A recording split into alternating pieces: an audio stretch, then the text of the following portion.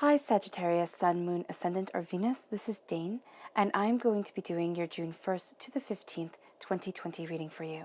Now I ask if this reading resonates with you, don't forget to give it a thumbs up and also to subscribe to my channel. So let's dive into this reading and see what your angels and your spirit guides have to say about this time frame. So I'm going to be starting with your spirit guide animal cards. These are also your totem animals for this time. If you come across these animals in the wild or an image of these animals, this is your angels and your spirit guides tapping you on the shoulder, Sagittarius, saying, remember this message. Angel and spirit guide message for Sagittarius, June 1st to the 15th, 2020. Angel and spirit guide message for Sagittarius, June 1st to the 15th, 2020. Angel and spirit guide message for Sagittarius, June 1st to the 15th, 2020. Show me clearly, show me clearly, show me clearly, show me clearly. All right. So we have here the stag spirit, which says, take the leap, which I love. And then we have the flamingo spirit, embrace the in-between. So take the leap and embrace the in-between. Embrace the fact that you don't have all the answers. You may not have all the answers, but that this journey is going to be amazing. And then we have the chakra cards right here. So let's see what they have to say. Angel and spirit guide message for Sagittarius, June 1st to the 15th, 2020. Angel and spirit guide message for Sagittarius, June 1st to the 15th, 2020. Angel and spirit guide message for Sagittarius, June 1st to the 15th, 2020. Show me clearly, show me clearly, show me clearly. So we have I am presence, which is so important. It's your crown chakra coming through. It's the narrative that you tell yourself. It's huge. And then you have rebirth. And that's the Earth Star chakra. That's located 6 inches below your feet. The crown chakra is the I am presence here, and it's what you think about yourself. So your I am presence, your narrative is what is transforming you. So what are you saying, and how do you want to be transformed? Angel and spirit guide message for Sagittarius, June 1st to the 15th, 2020. Angel and spirit guide message for Sagittarius, June 1st to the 15th, 2020. Angel and spirit guide message for Sagittarius, June 1st to the 15th, 2020. Show me clearly, show me clearly, show me clearly, show me. Ooh. No. Show me clearly.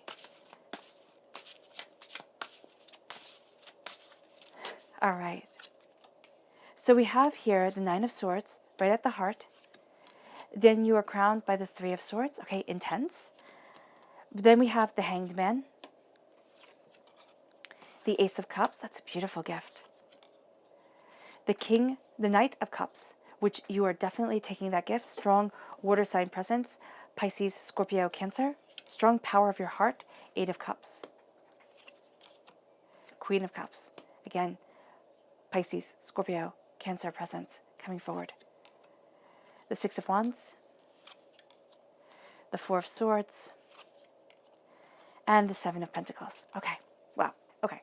So for some of you Sagittarians, you might have had a really bad relationship with a water sign energy. Now, it doesn't have to be a romantic relationship. It could be just a relationship in general. And this is a Pisces, a Scorpio, a Cancer. For others of you, you were with somebody who was emotionally astoundingly scarring. Again, friend, family member, work environment, it does not matter. School, it does not matter. It scarred you. It hurt you. And what you're seeing here is that you're rising above. It's not that it will ever be gone, because our scars are never gone. They're scars. They're there. But it is saying, I am no longer defined by them, and I will no longer let them define me. Because yes, this is what you once were, but now you're stepping into who you are, and you're doing so with grace. Because God, Source, Spirit, however you see the divine, the universe, is handing you a gift of healing, beautiful love. It makes this time an astoundingly emotional time, an astoundingly powerful time, but it's also a time to mourn. It is a time to gather up your power, because your heart is on fire. I mean, you're going through stuff, right? But you are loving your life. You are looking and focusing on what you love, and it's kind of like things have been set straight. So much of what you thought was important, or what the world thought was important, the chaos of it all, Things are becoming much more focused, much more intense, much more personal. We're really boiling things down to what we truly want. And you are no exception here, Sagittarius. So take the leap. Take the leap of what your heart wants, of what you desire. Now, this doesn't mean running away from responsibilities. This means knowing what needs to be done and doing it. It means, being greatness for yourself. It really does. And as you take that leap, you embrace the in-between. You know that life isn't black and white. It isn't white page, black ink. It is the myriad shades of gray. So if you're drawing, even if you want that light, not that light, but if you want those lines to come alive, you have your black ink, you have your white page, you shade it in. You do the shading, you have pictures come to life. Just like letters.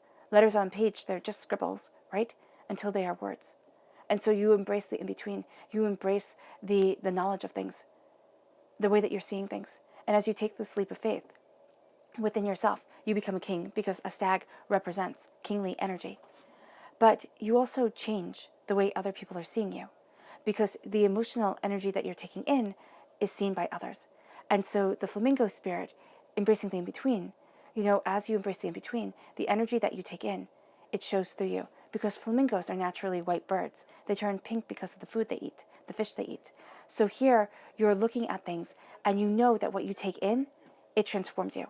And that's why you're reborn by your I am presence. The narrative that you are taking in during this time. Like, you might sit there and think, oh, this is no big deal. Like, oh, that person's just joking. Oh, I'm just being overly sensitive. Yes, you do have a tendency to be sensitive during this time. There's nothing wrong with that. There is nothing wrong with that. If somebody belittles you for your emotional self, that person needs to not be a factor in your life. Doesn't warrant the respect right now. This might be a person who you're severely close to, and they're going through it. They're going through it too. And you're looking at things and you're saying, I need to focus on me. You focus on you right now. So here with the I am presence, it's your crown chakra. It is your narrative. What are you saying to yourself? I am enough. I am powerful. I am beautiful. I am successful. I am handsome. I am strong. I am, persevering. I am success. I am what I need to be. And I am adapting to each moment, and I am moving forward, and I am remembering my dreams and myself, and I'm not letting myself fall away. I am living in my present. Or is your narrative, I am fear. I am not enough. I will never be enough. I am overwhelmed. I am sad. I am insecure. I am stressed out of my mind. What are you saying to yourself? Now, the negative might be true. You might be stressed. You might be overwhelmed. Lord knows that these are overwhelming times. But you're looking at your power, and you are not defenseless or helpless. You have the power of angels on your side, and you might say, what good does that do? It does good. It does. It does more good than people know. If people opened up their hearts and let in the love that is here, our world would be a beautiful place. It really would be. And then we have the Earth Star Chakra of rebirth. Butterflies are beautiful, beautiful, beautiful. They're little jewels on the wind and on flowers. But they're also attracted to carry on to dead animals, to dead things. And that's something that most people don't know or don't take time to think about. So it's kind of like there is beauty in the world that is seen. But there's also darkness. And you're seeing that too. And that's why you're embracing the in-between. You're seeing the king that can be the tyrant and the benevolent ruler. You're seeing the power of the self, the soul, the person. And you are moving forward towards your grace, towards your greatness. And as you do so, you face nightmares. You do. And I don't, I'm not going to sit there and say, oh no, you don't. And this is just doubts and fears. But it's almost as if, it is doubts and fears, but it's almost as if you claim your power, you claim your truth, you claim what you need. And as you state this, you have hardships, pains, disappointments come your way. It doesn't mean that it has to come now. It can be that it has already come and you're looking at things and you're worried. And again, these times, worrying times, fretful times, sleep-stealing times. Do not forget to rest, because you have the Four of Swords here, and you know that life is a battle. And you know that there are doubts and there are fears and there are hardships and pains and disappointments, and you will not be defined by them. You won't. You will be forged by them.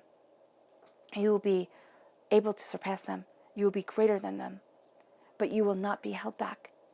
You will not be sitting there and the first thing people see is hurt, pain, and disappointment. Your strength and your beauty. And with the Four of Swords, you know the war that you've been through. You know the personal, hell that you've lived through.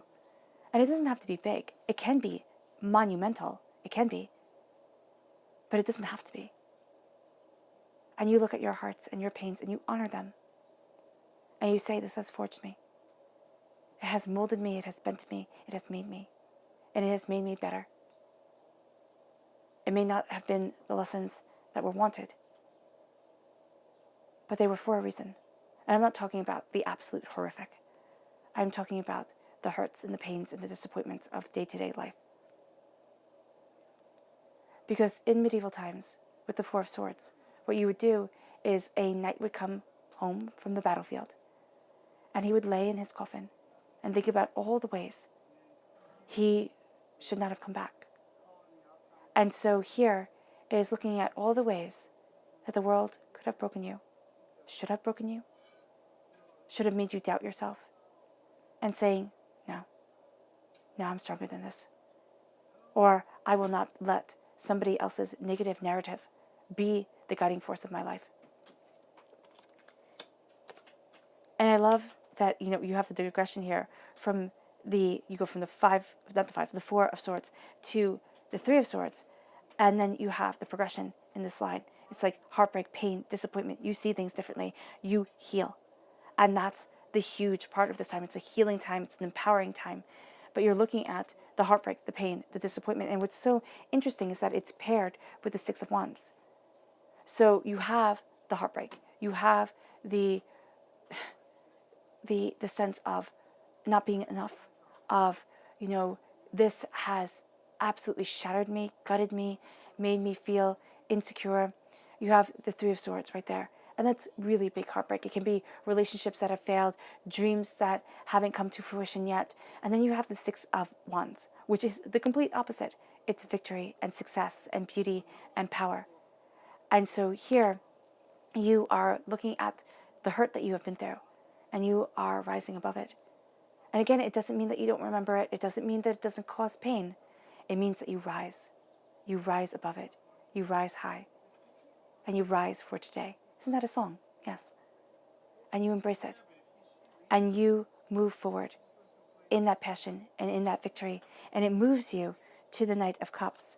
The Knight of Cups is being a student of your heart, of being a student of what you desire, of emotionally and personally what you need, what you want. And as you are looking at things, you are moving forward. You are moving forward towards your goals. Now, it can be, again, that you've gone through a lot with somebody who was emotionally manipulative, who was overpowering. But this is you knowing your heart, knowing what your heart wants, knowing what you desire. And it's moving forward in that truth. And the Seven of Pentacles is knowing the seeds that you have planted, knowing what it is that you desire, knowing what it is that you are looking for. And it doesn't have to be knowing everything. It can be, I want love in my life. I want beauty. I want kindness. I want peace. It is a sensitivity of the heart. It is the beauty of the soul. And the Six of Pentacles is knowing that you've planted the seeds and waiting for them to be ripe to harvest. And knowing that, yes, life takes time. But this beauty is a part of you. And this beauty guides you. And as it does, you're walking away from something you once thought you would love. You're walking away from heartbreak and pain and disappointment. You're walking away from people who haven't supported you.